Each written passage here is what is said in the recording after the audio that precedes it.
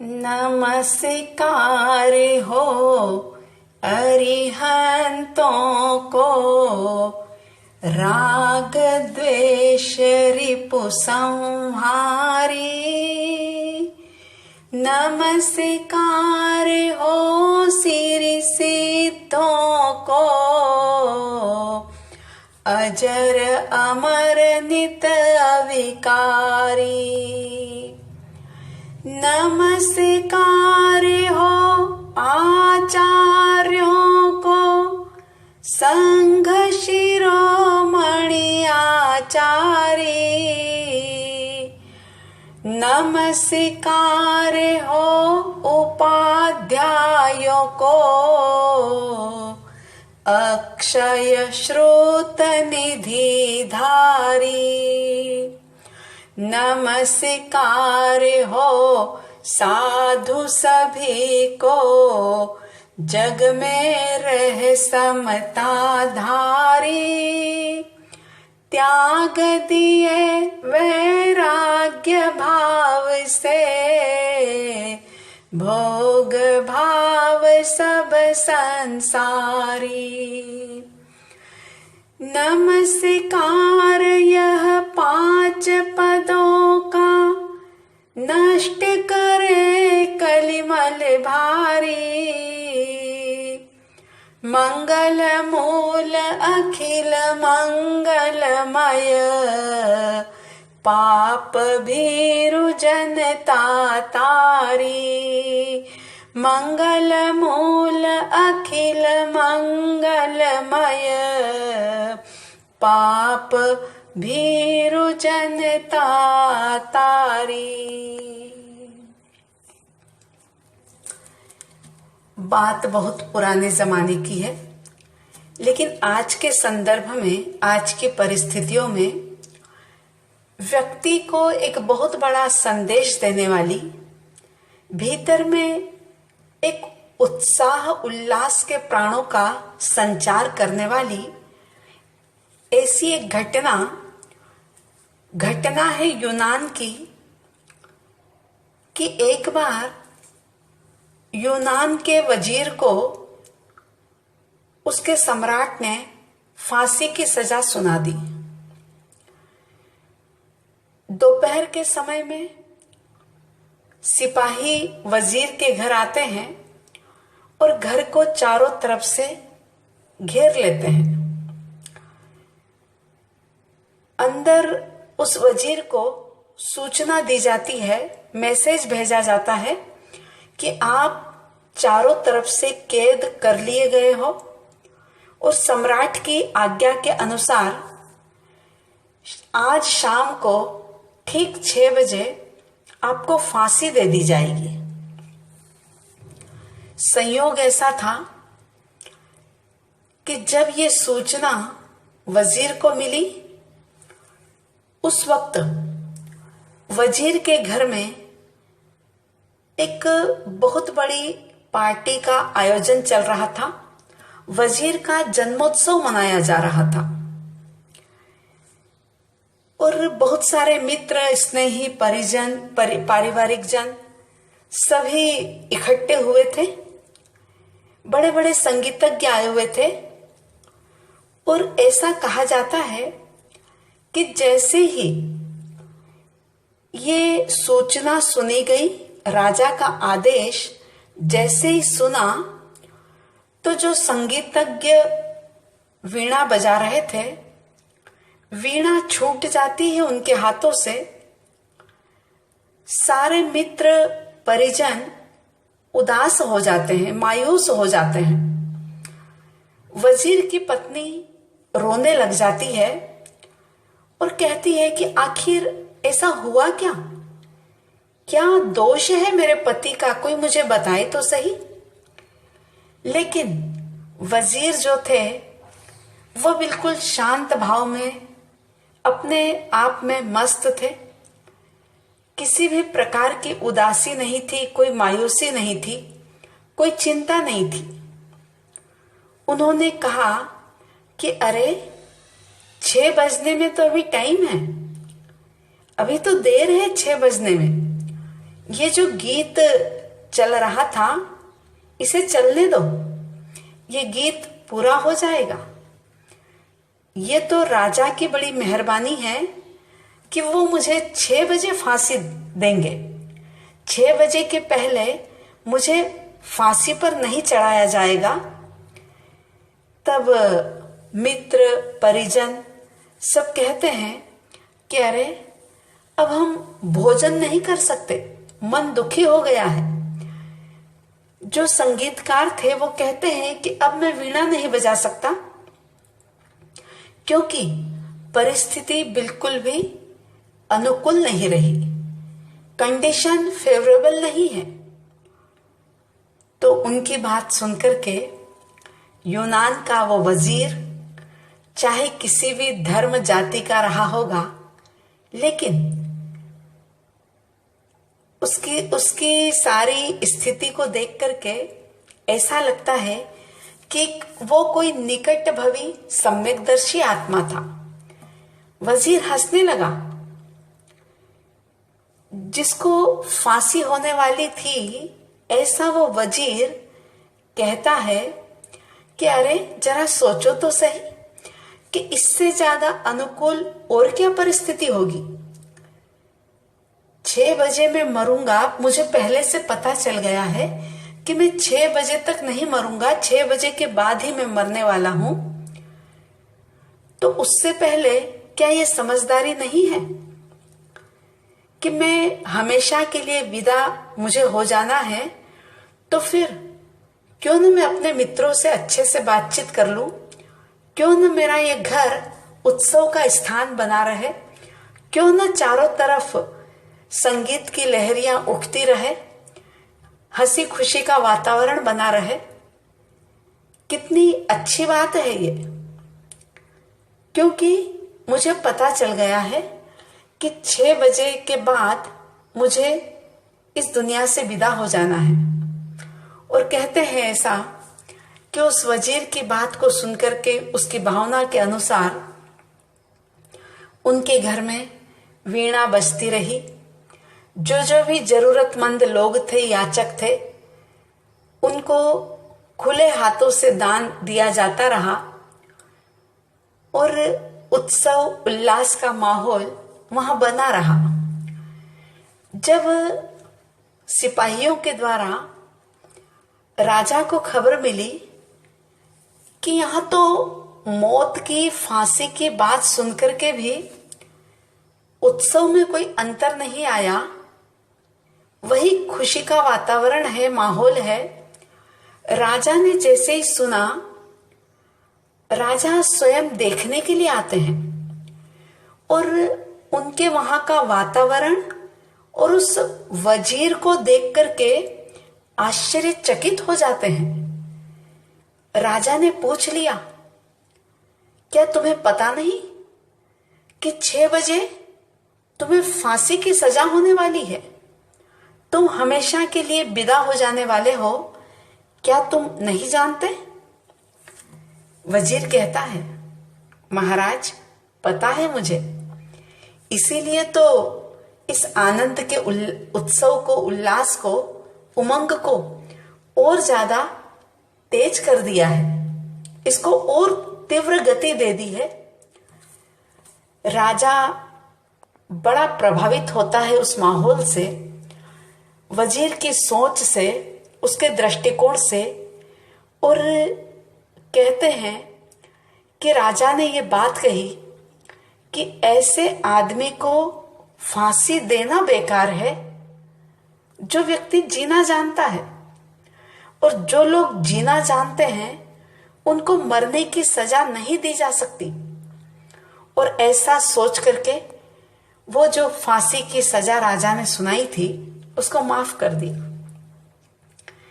प्रसंग तो यहीं पर समाप्त हो जाता है, लेकिन हम थोड़ा सा चिंतन करें इस बात पर कि कैसा था वो वजीर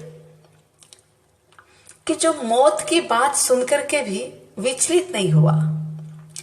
ये बात, ये घटना सबको एक संदेश देती है कि आपके हमारे जीवन में क्या अवसर है, क्या क्या परिस्थितियां हैं, कैसा समय है, कैसा वातावरण है और कैसा संयोग है। ये सारी बातें इस बात पर निर्भर करती है कि हम परिस्थिति को किस प्रकार से लेते हैं, किस एटीट्यूड से उसे स्वीकार करते हैं, किस दृष्टि से, किस नजरिए से हम उसे देखते हैं। अनुभवी कहते हैं कि जीवन में कोई भी ऐसी कंडीशन, परिस्थिति या वातावरण नहीं होता जो आपको अपने आप की पहचान करने से रोक सके। ऐसा कोई समय या वातावरण नहीं होता कि जो आपको परमात्मा की तरफ जाने से रोकता हो।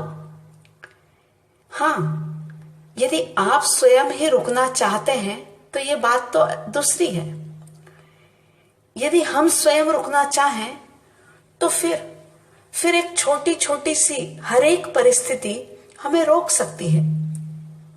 अदरवाइज ऐसी परिस्थिति न कभी थी और ना ही कभी हो सकती है कि जो इंसान को इंसान बनने से, जो स्वार्थ के या परार्थ के या परमार्थ के काम करने से हमें रोक सके। हम देखें कि हम परिस्थिति को, सिचुएशन को किस प्रकार से स्वीकार करते हैं। अपनी दृष्टि को बदलने की कोशिश करें, और जो लोग अपनी दृष्टि को, अपने एटीट्यूड को बदल लेते हैं, वो परिस्थिति को फिर दोष नहीं देते। उन लोगों के लिए सीढ़ियां जो है वह भी उन्हें आगे बढ़ा सकती है, और यदि सीढ़ियां ना हो और रास्ते में पड़ा हुआ पत्थर हो तो वो पत्थर भी उनके लिए सीढ़ियां बन सकता है। जैसा कि आपने सुना, हमारे देश के प्रधानमंत्री माननीय मोदी साहब ने कहा कि आपदा को अवसर बनाइए। सचमुच यदि आपदा हमारे लिए अवसर बन जाए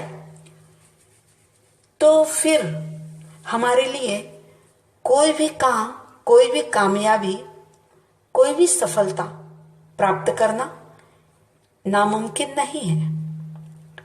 हमें कई प्रकार की स्थिति, परिस्थिति, मानसिकता वाले लोग मिलते हैं, और अधिकांश लोग ये कहते हैं कि क्या करें, अभी समय ऐसा है, हालात ऐसे हैं, चिंताएं रहती है, इसलिए कुछ कर नहीं पाते,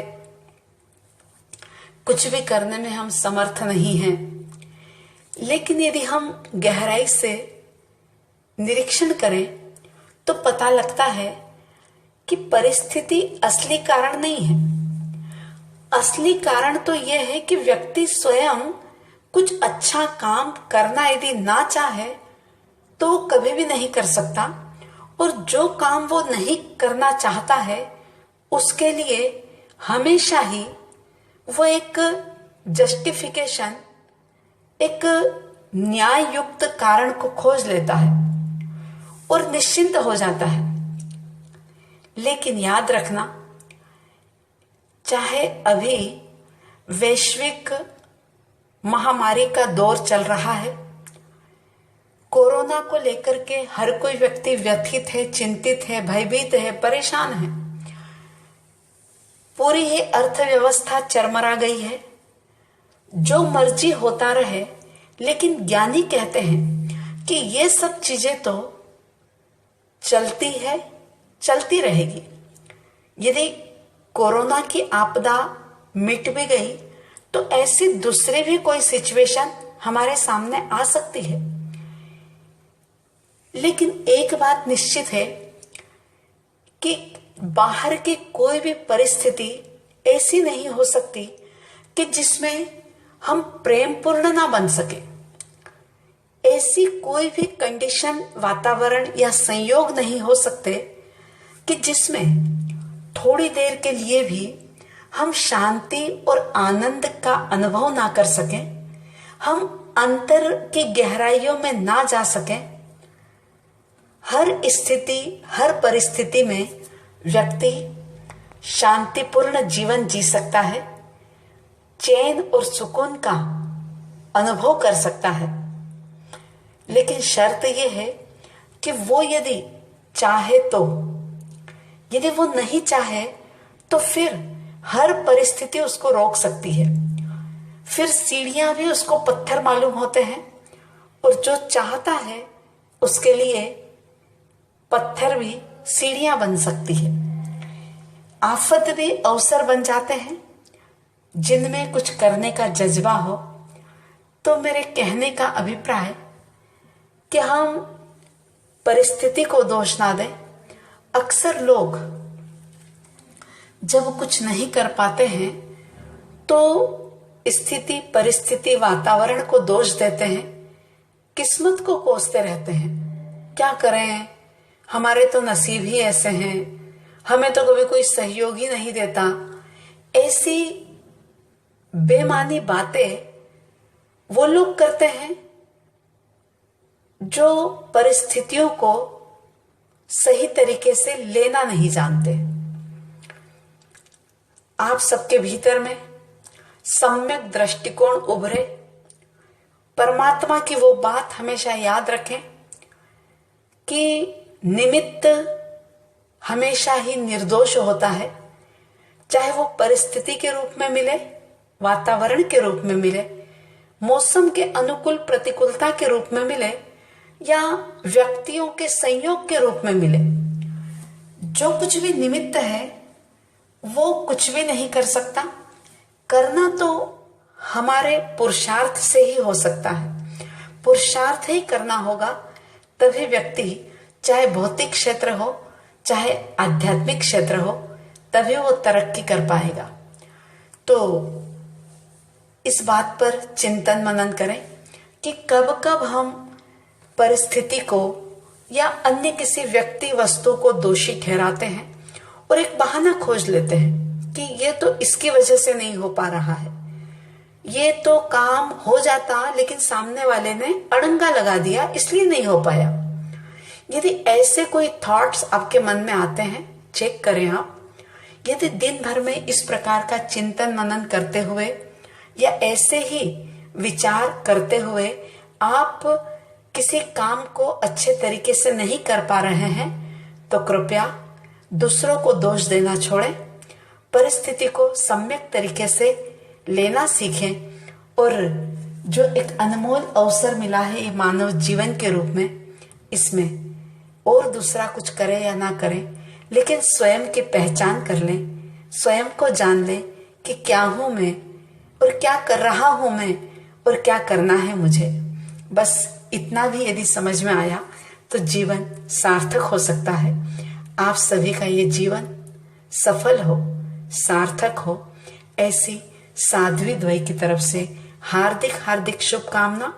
और समस्त जीवों के लिए सुखी रहे सब जीव जगत के, कोई कभी न घबरावे, वैर पाप अभिमान छोड़ जग नित्य नए मंगल गावे। घर घर चर्चा रहे धर्म की, दुष्कर हो जावे। ज्ञान चरित उन्नत कर अपना, मनुज जन्म फल सब पावे। ज्ञान चरित उन्नत कर अपना, मनुज जन्म फल सब पावे। ऐसी शुभ और मंगल कामनाओं के साथ जय महावीर, जय गुरु आनंद।